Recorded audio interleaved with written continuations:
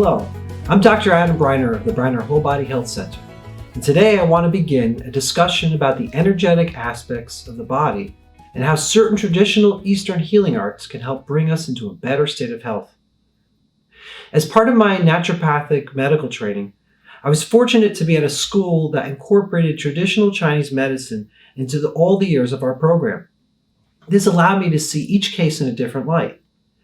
As you may know from the video on EAV, I extensively used the meridian system to test the body.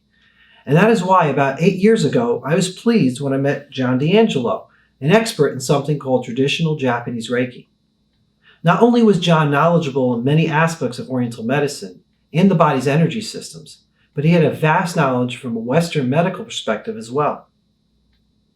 After many hours of discussion and hands-on work together, I knew that John had a rare talent for rebalancing the energy in the body, and there aren't many people like him. So naturally, I wanted him to work with me in helping my patients. And so we began some of the most difficult cases that came into our clinic, in particular, the patients that were suffering from Lyme disease. The results were amazing. Patients that had been on Western treatments for years with little to no effect started to get better. Now, when I see patients and I have assessed that they have an energetic blockage, I have them see John to get their energy flowing again. And only then will we begin to work on other aspects of their case. Many people here have come to our clinic and have experienced Reiki before, or themselves are Reiki masters. And I often have to explain to them that what John does is not what people in the West know as Reiki. Inevitably, they come back and say, "Whoa, what was that? I had never experienced that before." And traditional Oriental medicine is an entire field of study which we could literally discuss for hundreds of hours. But for purposes of educating you about how this can help improve your health, we're going to do several short videos. In this first video, we will discuss what Qi is and the basic premise of traditional Chinese medicine, and in particular, what Reiki is and what it is not. In another video, we'll discuss the energetic aspects of Lyme disease and the importance of balancing the energetic system. We will also have a video where we'll go over what a visit with John will be like. And finally, we'll likely have other videos for you to learn more about this amazing healing art. For instance, the importance of the 5-element theory of Chinese medicine, and why this is relevant to your health and wellness. So without further ado, let me introduce to you John D'Angelo. Thanks, John. Thank you, Adam. Absolutely. Okay. Thanks for doing this with me. I wanted to ask you, what is Qi in traditional Chinese medicine? You know, we hear Qi a lot, that term. So what is it? Qi is a term that originally came over from India through Nepal and Tibet into China. In India, it was called prana. And the Chinese developed over a period of centuries, starting a little over 3,000 years ago, a system of medicine that was based on the premise of Qi being a life force. And they came along with the basic premise of all Oriental medicine, but especially traditional Chinese medicine. And that was that this life force goes through our body and is responsible for our health and well-being and our longevity. If the energy that comes in, and we now know what Qi is, but the Qi doesn't flow completely through the body in the right fashion at the right time of day, it can lead to problems, which eventually can lead to diseases. And Chinese now admit too that outside influences, whether it be environmental or infections or spirochetes like Lyme disease, also can block Qi. And the blockage of Qi is a major problem in both Eastern and Western medicine. And Western medicine is just starting to lose it. We now know what Qi is what the newest term is bioelectromagnetic energy. And it is electromagnetic energy. Electromagnetic energy is now something that can be photographed, it's something that could be quantified, it's something that can be measured, and we can take pictures of it in the body and where it is at certain times a day. And we now know that it matches exactly what the Chinese said 3,000 years ago, that it would be in the liver and the liver meridian at 1 to 3 in the morning, Right. etc. And the premise being that if we cannot get a full functioning of the energetic body and it's flowing, healing can't occur. And hospitals and teaching centers and medical schools as prominent as John Hopkins have actually put this out. They've literally said unless electromagnetic energy is flowing freely in the body, not only it won't occur, just healing won't occur, it can't occur. You can have exactly the right diagnosis and a compliant patient and be applying the right medicine, but if the chi is dramatically blocked, it's not going to work. Well, I think one of the things that we've discussed before is that, you have your circulation, right? Your venous and artery, blood circulation. Your lymphatic system. Right, and your lymphatic system. And then we have another circulatory system, the electromagnetic circulatory system. Absolutely. It's a good way to think of it. Right. That's absolutely a good way to think of it. If you had a blockage of a major artery in your body, it's going to cause a problem because it's one of the big arteries. Mm-hmm. You're not going to get enough blood through your heart. Mm-hmm. And so you're going to learn immediate medical problems. Right.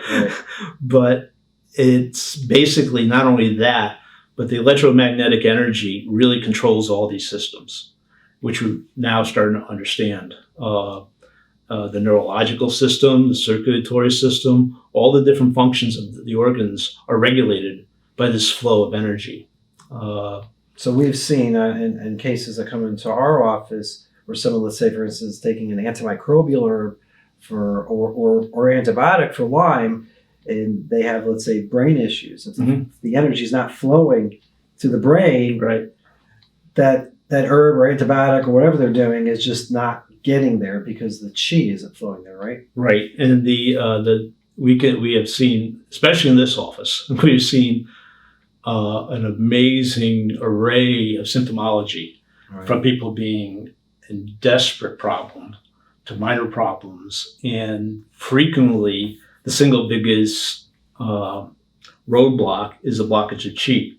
It's getting better, and once we can get the chi flowing, the treatments that you do not only work, but work dramatically well and relatively quickly. Right. So that brings to the next question: like, what is, can you affect the chi? So, that's what you're doing to affect chi. What are the other methods of affecting chi? There's many ways of treating, getting the chi to flow, and everyone's heard of acupuncture, traditional Chinese herbal medicine. There's the shiatsu. There's many different techniques.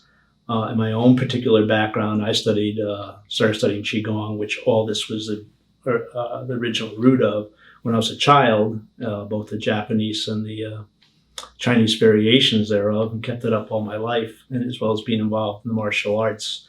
I became a physical therapist in the 70s, and then an acupuncturist in 1978, I think, and worked with that and several other Oriental techniques. And as I worked more with them, I started expanding my base, because I was working in hospitals, in very large city hospitals, which was great because it let me see everything. It let me see a wide variety of diseases and stuff and see what I could do that would help and wouldn't help.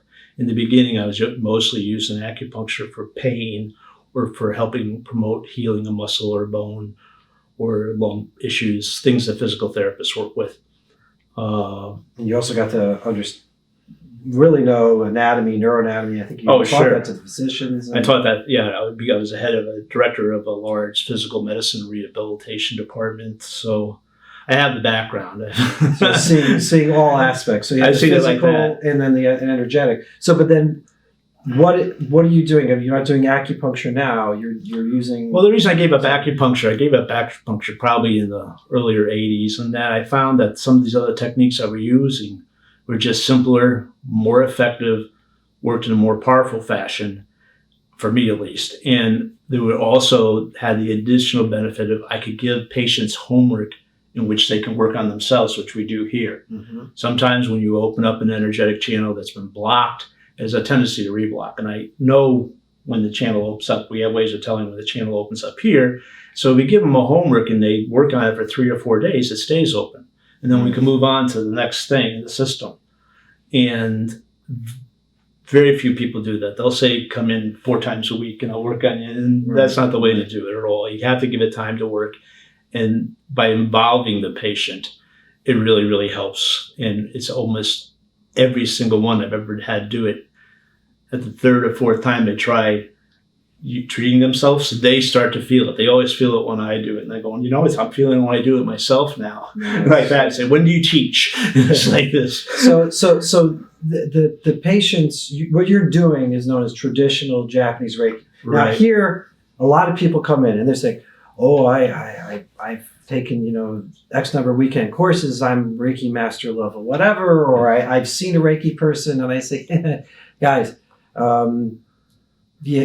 that's not quite what's going to happen here. I think you need to go see John. And inevitably they come out, they're like, whoa, what was he doing? So what is it? What is Reiki? Okay. In traditional Japanese Reiki, what happened here in the West, and when people are experiencing Reiki, they have a different thought process on it. Right. Well, Reiki falls into a genre of Oriental medicines and that is probably best termed as energy work.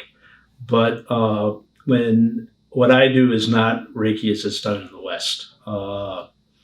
When it's a long story, but when Reiki came to the West, it was highly changed and simplified to the point of non-recognition to the Japanese people that are practicing it.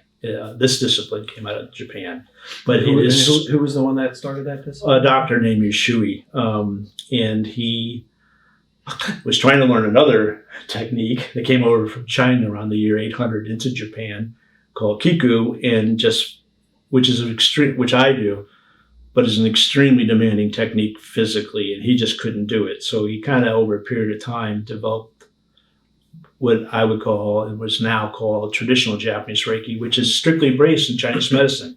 You assess the different meridians, what might be wrong. You take Chinese pulses, which are representations of the meridians, tongue diagnosis, eye diagnosis, the same thing you might get if you go to an acupuncturist or a Chinese herbalist. It should be the same. As a matter of fact, right. If you walk in and they're not doing that, maybe this is not what I need if I'm sick. I need somebody that's checking these things out.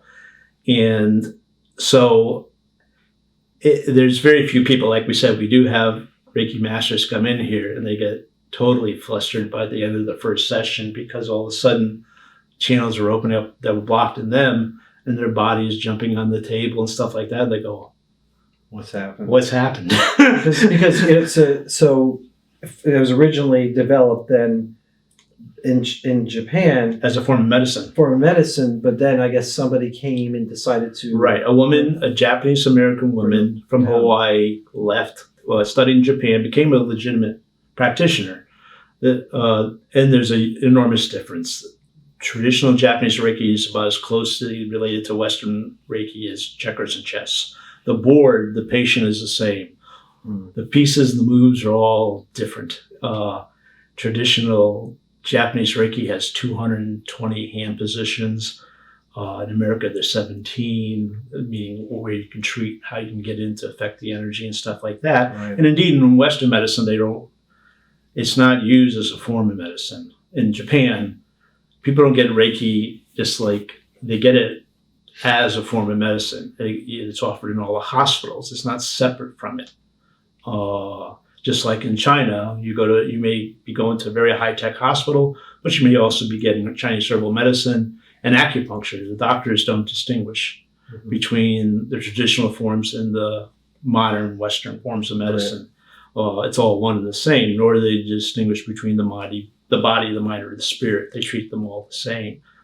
And so in Japan, it takes about 6 years to become certified in traditional Japanese Reiki. And in the United States, it's 3 long weekends. So yeah, that's a big difference. It's a big difference.